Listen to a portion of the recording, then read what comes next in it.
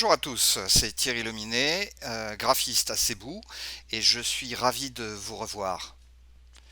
Le thème d'aujourd'hui, ça coûte combien un logo? Ça coûte combien un logotype? Voilà une question qui m'est souvent posée.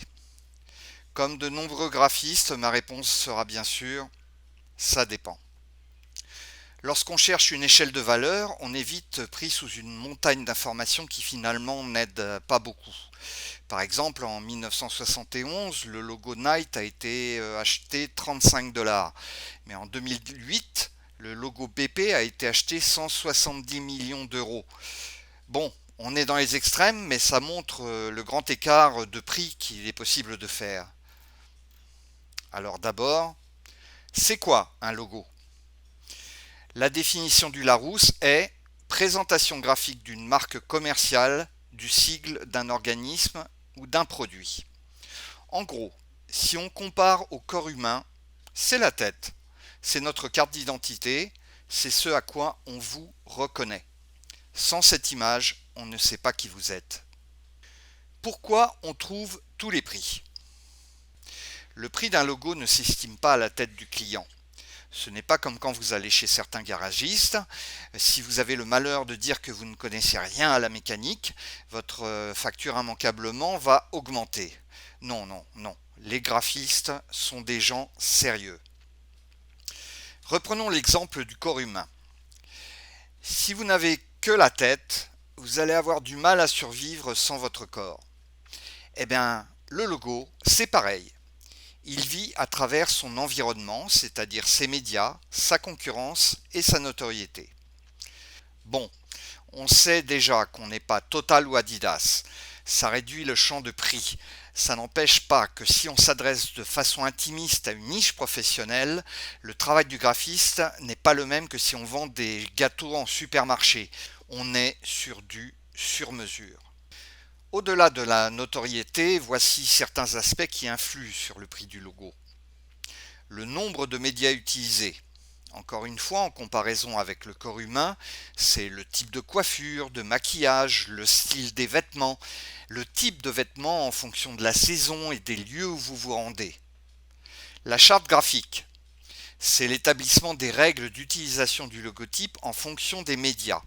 C'est très important lorsque vous risquez de perdre le contrôle ou que vous avez de multiples fournisseurs. C'est une table des lois que tout graphiste et imprimeur seront appelés à respecter dans le futur, de façon à garder une image de marque identique partout et pour tous. Cette charte doit être suffisamment stricte pour donner des règles, mais aussi suffisamment ouverte pour laisser la possibilité d'évoluer vers de nouveaux médias. La cession des droits de reproduction et d'exploitation. Exigez-les, restez libres de vos mouvements. Le brief. Eh oui, si le travail n'est pas préparé et détaillé en amont, le graphiste passe plus de temps à chercher ce qui convient le mieux au client. Les bonnes questions à se poser. À propos du brief, voici certaines des questions que j'ai pour habitude de poser aux clients avant de commencer l'étude. Pourquoi un logotype? Quelle est son utilité? S'agit-il d'un nouveau produit, d'une nouvelle entreprise? Sinon, quelles sont vos motivations pour changer ou faire évoluer le logotype? Le logotype est-il une marque, une société, un produit?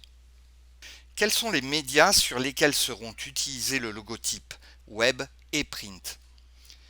S'il existe déjà un ancien logotype, doit-on s'en inspirer, s'en éloigner? Pourquoi? Quelles sont les entreprises concurrentes du même marché? S'il s'agit d'un logotype pour une entreprise, quelle est son histoire? Quelle est l'histoire de son métier?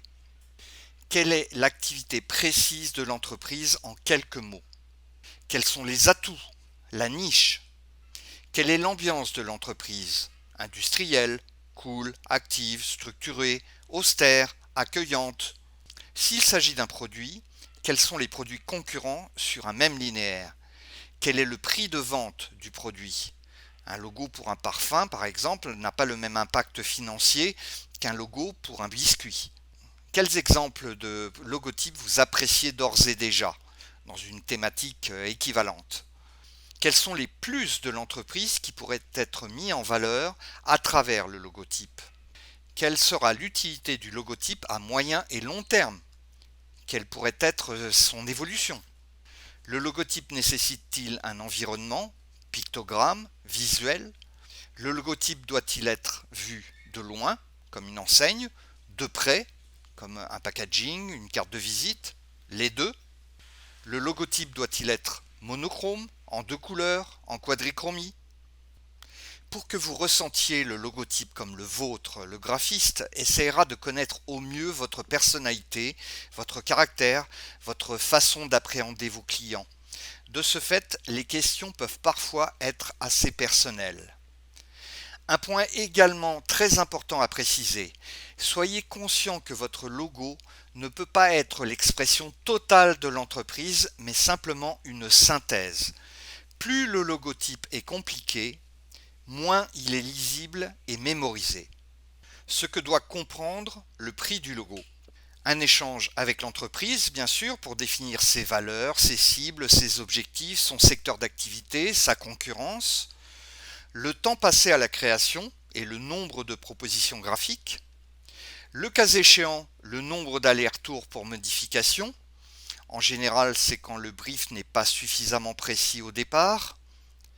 La déclinaison du logotype retenu pour différents supports de communication, en noir et blanc, sur fond transparent, etc. La fourniture du logotype dans différents formats d'enregistrement, par exemple en vectoriel, en PNG, en JPEG. La cession des droits de reproduction et d'exploitation. En option, mais cela peut s'avérer essentiel, la réalisation d'une charte graphique pour harmoniser votre image sur tout type de support. En conclusion, bon, vous n'avez pas de réponse précise à la question « ça coûte combien un logo ?» C'est vrai. Je défie toutefois quiconque de donner un prix précis compte tenu du nombre de paramètres à prendre en considération pour faire un travail sérieux. Les graphistes facturent très souvent avec un tarif horaire. Vous aurez à présent les bases pour connaître le prix de votre logotype en fonction de vos besoins. Il suffit donc pour vous de préparer au mieux en amont et de demander un devis. Voilà, c'est fini pour aujourd'hui. J'espère que ça pourra vous aider dans le cadre d'une conception de logotype. Si vous avez des questions ou des commentaires, ils sont les bienvenus. Je serai ravi d'y répondre. Je vous souhaite à présent une très belle journée en France et je vous dis à très bientôt pour une nouvelle vidéo. Au revoir.